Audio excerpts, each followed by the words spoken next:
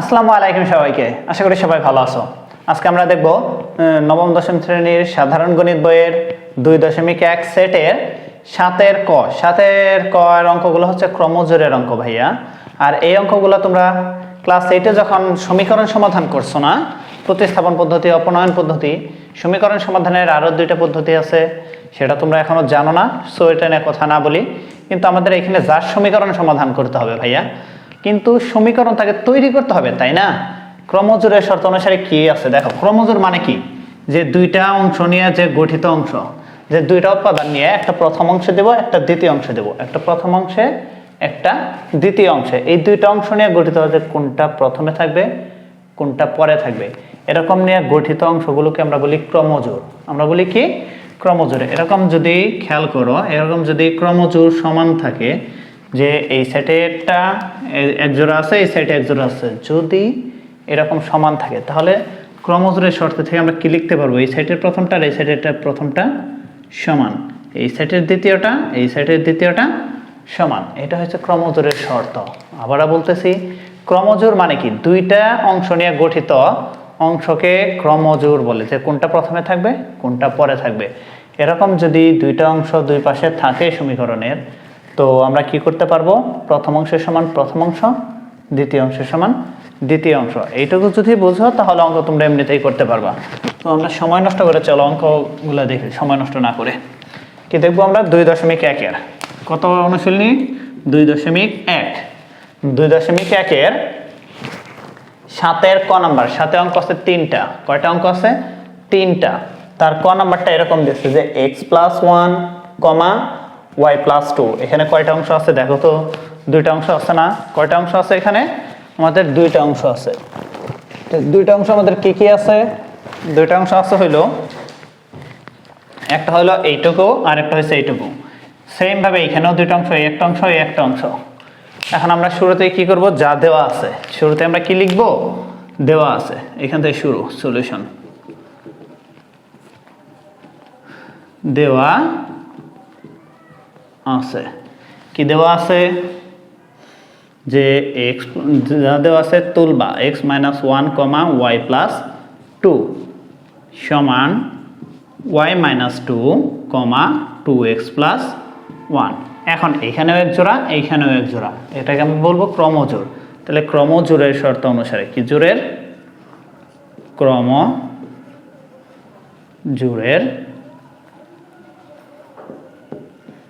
শর্তানুসারে, ক্রমজোড়ের শর্ত অনুসারে আমরা কি লিখতে পারবো?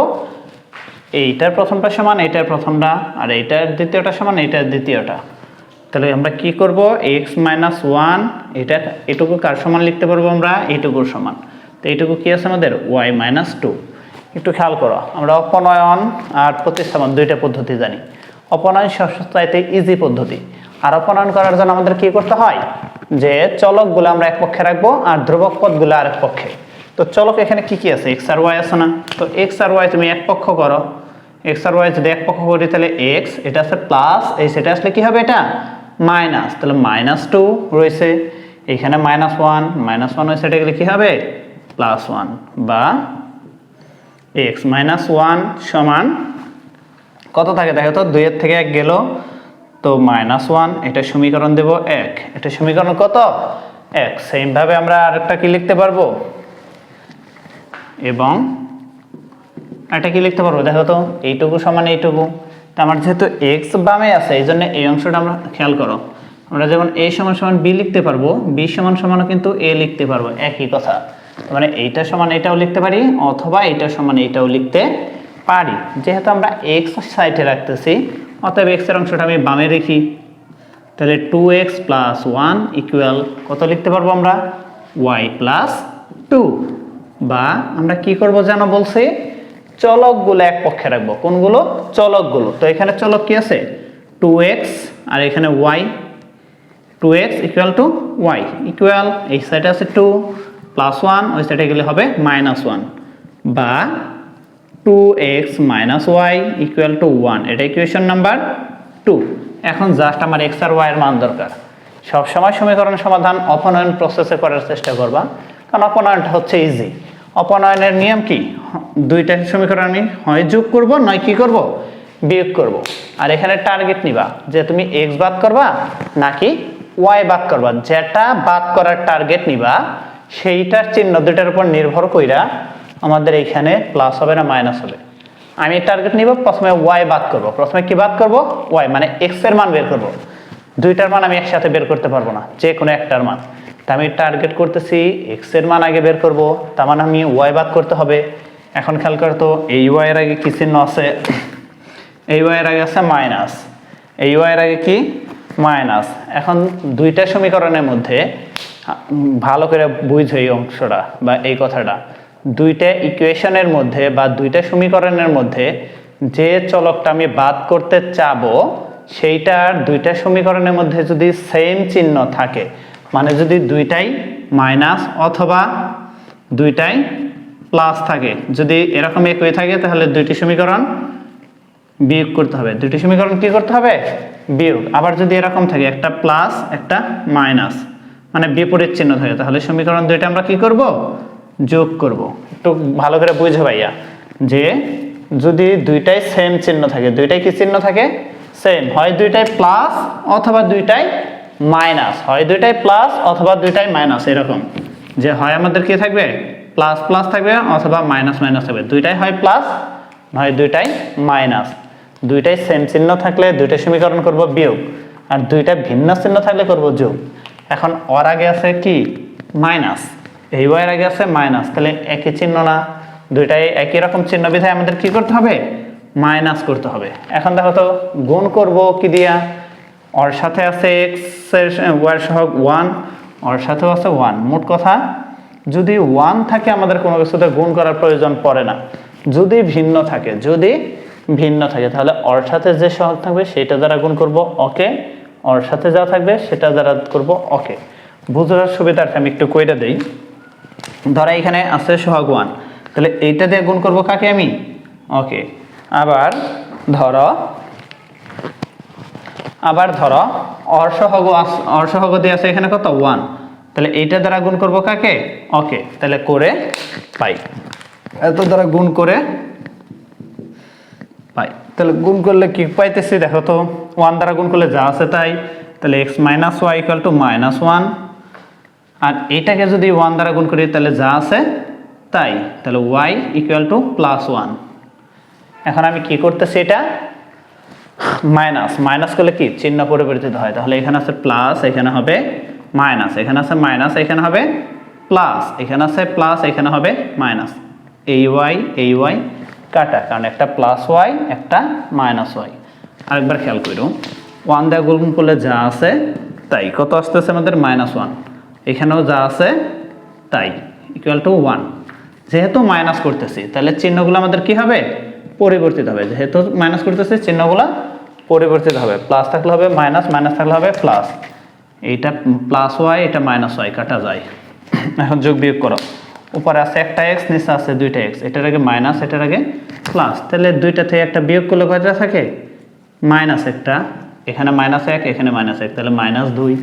অতএব x সমান কত, 2। x সমান কত, 2। কেবল পেলাম আমি একটার মান, কেবল কয়টার মান পাইছি, x এর মান। y এর মান কিন্তু এখন আমি পাই নাই, y এর মান কি এখনো পাইছি, এখন জাস্ট এই মানটা আমি যে কোনো একটা সমীকরণে বসাবো, যে কোনো একটা সমীকরণে বসাবো, হয় 1 এ বসাবো নয় 2 এ, নয় 1 এ নয় 2 এ। একটু খেয়াল করবা, দেখবা যে কোনটা, একটু খেয়াল করে দেখবা যে কোনটা সমীকরণ ইজি, কোনটা সমীকরণ ইজি।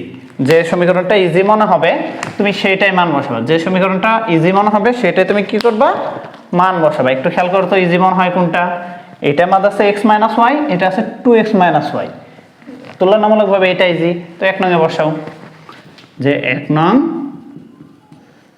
সমীকরণে x এর মান বসিয়ে পাই, x এর মান বসিয়ে পাই। তাহলে 1 নং সমীকরণে যদি x এর মান বসে, দেখো তো x এর জায়গায় x এর মান, x এর মানটা কত 2, তাহলে প্রথমে আসবে 2, 2 এর পরে আছে মাইনাস, আছে y ইকুয়াল টু -1, কত আছে -1, বা আমার y এর মান দরকার, তাহলে y রাখলাম, -1, এটা আছে মাইনাস প্লাস ও 2, ওই সাইডে গেলে হবে -2, বা -y equal two -3, minus minus বাদ y সমান সমান কত? y সমান 3, y সমান 3। এখন দেখো x এর মান পেয়ে গেছি, y এর মান পেয়ে গেছি, অতএব নির্ণেয় মান কত? x, y ইকুয়াল x এর মান পাইছি 2, y এর মান পাইছি 3, এটাই আমাদের অ্যান্সার। আশা করি সমীকরণ সমাধানটা বুঝছো। এটা যদি বুঝতে পারো তাহলে বাকি অঙ্কগুলোও বুঝবা। চলো এখন আমরা খ নাম্বারটা দেখি যে খ নাম্বারে কি বলছে।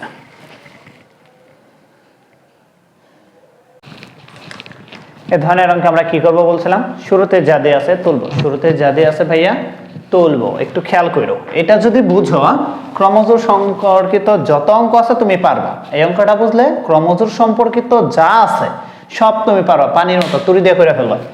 দেখো দেওয়া আছে কি দেওয়া আছে আমাদের? ax minus cy comma a square minus c square equal 0 into ay minus cx। এখন আমি কি লিখবো? ক্রমজোড়ের শর্ত অনুসারে কি লিখবো? আমি ক্রমজোড়ের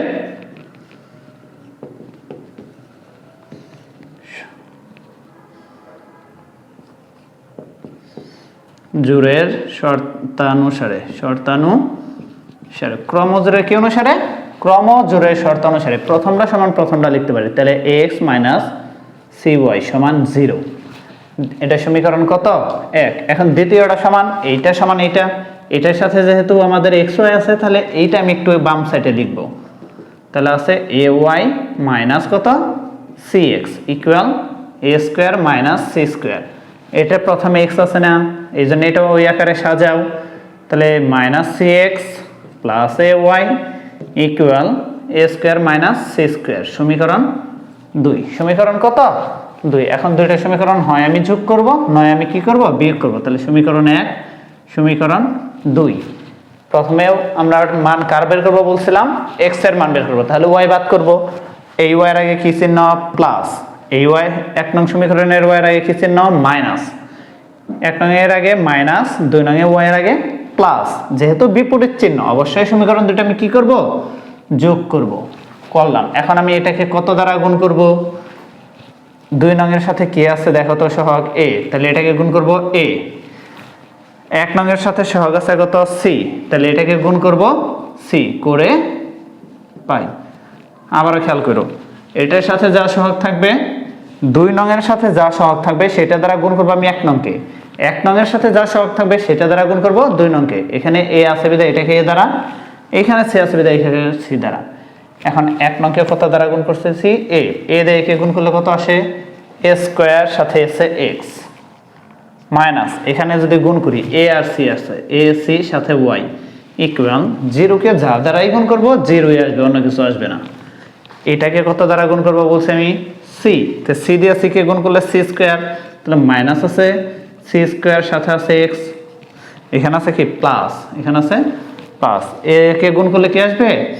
ac সাথে আছে y, এখানে cটা আমি ব্র্যাকেটে রেখে দিলাম, a square minus c square, a square minus কি c স্কয়ার। এখন আমি কি করব? যোগ করতেছি, তাই না? এখন দেখো তো এইটা আর এইটা একই জিনিস না, শুধু একটা প্লাস একটা মাইনাস, এই দুইটার মধ্যে মিল আছে কি x, x আমি কমন রাখলাম, x মিল আছে মানে x আমি কমন রাখলাম, থাকে কত? a স্কয়ার মাইনাস এখানে কত থাকতেছে? c square, a square minus c square. এখানে কত থাকে? উপরে জিরো কোনো ভ্যালুই নাই, এখানে যা আছে, তাহলে a স্কয়ার মাইনাস কত? c square. এখন কার মান দরকার আমার? x এর মান, তো x আমি রাখবো, আর বাকিটা অপোজিট সাইডে কি হবে? আছে গুণ, অপোজিট সাইডে গেলে কি হবে? ভাগ। তাহলে ভাগ গেলে কি? a square minus c square, এটা কাটা, তো থাকতেছে কত? বা অতএব x সমান কত থাকতেছে? c। x সমান কত থাকতেছে আমাদের? c। এখন এই মানটা আমরা কততে বসাবো? এখন এই মানটা বসাবো আমরা 1 নং সমীকরণে। কয় নং সমীকরণে? যে 1 নং সমীকরণে কার মান বসিয়ে পাই? x এর মান বসিয়ে পাই। 1 নং সমীকরণে x এর মান বসিয়ে পাই। এখন 1 নং সমীকরণটা আছে কি দেখো তো? x এর জায়গায় x এর মান কত পাইছি c, তাহলে a into c, a c minus কি আছে cy, মাইনাস কি আছে cy ইকুয়াল টু 0। কার মান দরকার আমার এখান থেকে y এর মান, তাহলে মাইনাস cy ইকুয়াল টু কত মাইনাস ac। কার মান দরকার y এর মান, অতএব y equal to minus ac by minus c, minus minus বাদ cc বাদ থাকে কত a। তাহলে y এর মান পাইলাম a, x এর মান পাইলাম c, অতএব নির্ণেয় মান x, y, x এর মান পাইছি c, y এর মান পাইছি a। এটাই আমাদের অ্যান্সার। আশা করি সবাই বুঝছো। তাহলে ক্রমজোড় সম্পর্কিত অঙ্ক সবাই পারবা তো নাকি? যদি পারো, এই অঙ্ক দুটো যদি বুঝে থাকো, তাহলে এই 7 নম্বরের গ নম্বরটা তোমাদের বাড়ির কাজ। এবার তুলি দেবা, দেখো অঙ্ক শেষ। জাস্ট একটা ফর্মুলায় কাজে দেব, সেটা হচ্ছে এটার প্রথমটা সমান এটার প্রথমটা, এটার দ্বিতীয়টা সমান এটার দ্বিতীয়টা। সমীকরণ দাঁড় করিয়ে তুমি জাস্ট অপনয়ন প্রয়োগ করবা। কি প্রয়োগ করবা? অপনয়নের পদ্ধতিতে সমীকরণ সমাধান করাটা হচ্ছে সবচাইতে সোজা। এই জন্য সবাই অপনয়নই করবা। আমি বরাবরই স্টুডেন্টদের বলি, তোমরা প্রতিস্থাপনে যাবা না, অপনয়নে যাবা। আর অপনয়ন দিয়ে এটা কইরা ফেলবা, পানির মতো তুড়ি দিয়ে কইরা ফেলবা। সবাই ভালো থেকো। আর যদি না বুঝো, এই অঙ্কটা খ নাম্বার অঙ্কটা মনোযোগ সহকারে আরো একবার দেখবা। একবার না বুঝলে আরো 2-3 বার দেখো। যদি একটা সমাধান করতে পারো, তো ক্রমজোড় সম্পর্কিত যে কয়টা ম্যাথ আছে, যত আছে বা যতভাবে সিকিউ আসে, সবগুলা তুমি অ্যান্সার করতে পারবা, এটা আমি গ্যারান্টি দিচ্ছি। সো সবাই ভালো করে ভিডিওটা দেখো। যদি ভালো লেগে থাকে লাইক করো, কমেন্ট করো, বন্ধুদের শেয়ার করো। আর অন্যান্য ভিডিও পাওয়ার জন্য আমাদের ইউটিউব চ্যানেল এবং ফেসবুক পেজে থাকো। আল্লাহ হাফেজ।